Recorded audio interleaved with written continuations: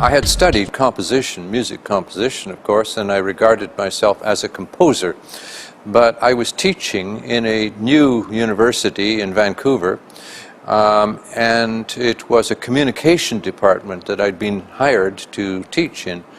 And I didn't really know very much about communications, although I had been quite close to Marshall McLuhan, who did a lot of work and research in communications, as everybody knows.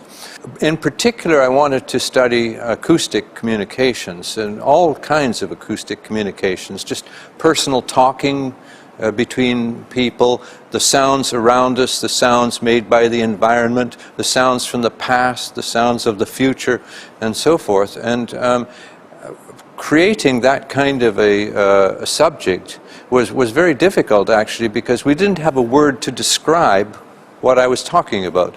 And if you don't have a word to describe clearly what it is that everyone can understand, then it doesn't exist. And I think that's the reason that we paid very little attention to sound in our lives up to that period.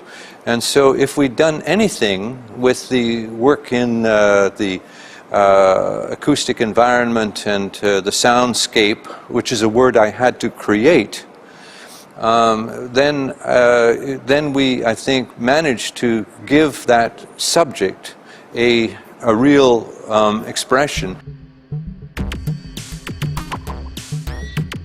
I think the work that was done then at Simon Fraser University was very important worldwide. And the book, which I called originally The Tuning of the World, which was then translated into French as Le Paysage Sonore, The Tuning of the World is more accurate because what I really was thinking was that we are responsible for tuning the world.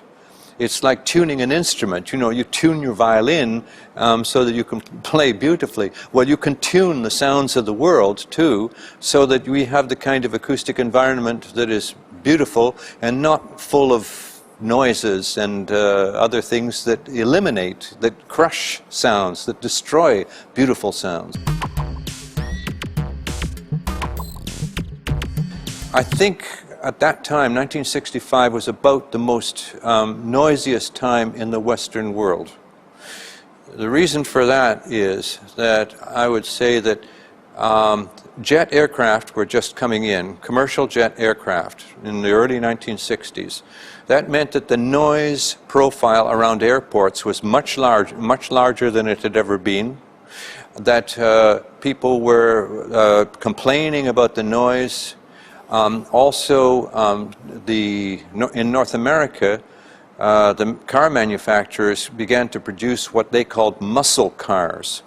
Muscle cars were noisy cars, you know. So there was another area, you know, that was of complaint. There were just too many, and the Concorde, of course, was. They were going to introduce the Concorde. Fortunately, that didn't work out. But I mean, there were many new noises in the 1960s, and so people were becoming, I know, because of the surveys we did, people were becoming much more concerned about the deterioration of the acoustic environment. Little by little, I think it has had an influence on our thinking.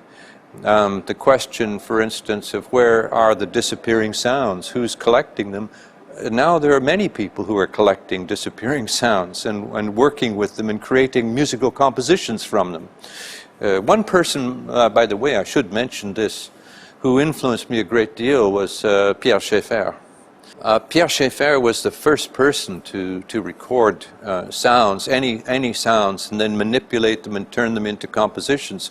So it was he was a very big influence at that time, I think, and his books influenced us all. So it was much later that we began to meet people in other countries that were interested in similar kinds of problems. And it was only when we began to travel and meet together and have conferences that we were able to form the World Forum for Acoustic Ecology. That exists, and we have meetings every year. And you'd be surprised at the the area that these researchers now are exploring and coming from different traditions and different countries, and the research that's going on is really quite amazing. So we've done a lot in the last 4 decades. Well, noise is any unwanted sound, and of course, you know, you could have a very quiet noise too. I mean, it can be something that just a small hum that is bothering you and you can't go to sleep, you know, listening to this sound. So it's noise. Noise is not necessarily a loud sound. It's a sound that is the opposite in a way of the paisages sonores. I mean, it's what you don't want, what you want to eliminate. And and those noises change. You know, what is considered a noise in one society is not considered a noise in another society. So we tend to be trying to escape noises by going inside houses. People in the past spent a lot more time outside, as we know.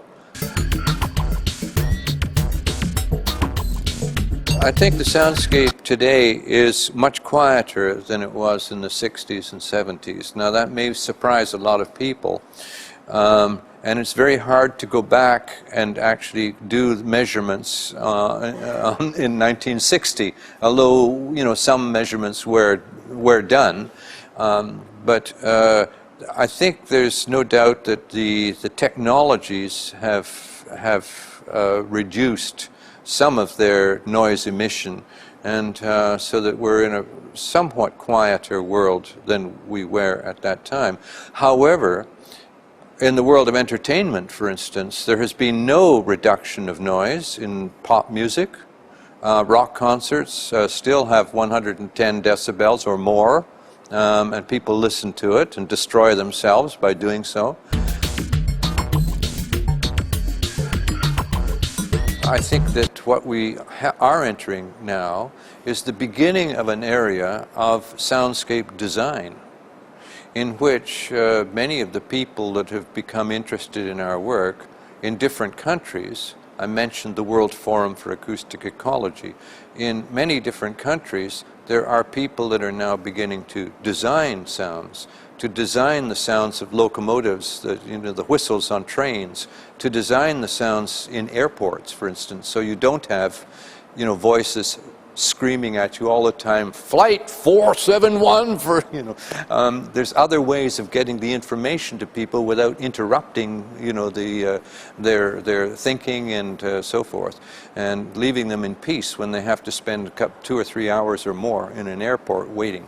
So I think there's a lot more thinking about acoustic design for the future, and that's the way the world seems to want it at the moment. I think the La Semaine du Son that you have in France is amazing and wonderful, and I hope it continues, because you've done something that no other country has yet been able to do, and that is you brought all the sound makers together to at least meet each other and talk and see that there is a relationship between their work. And I think that's very important. And I have nothing but praise for Christian Hugonnet and his team for what they've accomplished. And now it's beginning to catch on in other countries too. So that will be something really interesting if we do have weeks of sound in different. If we had 52 countries that celebrated the La Semaine du Son, we could do nothing but go from one conference to another. Wonderful, eh?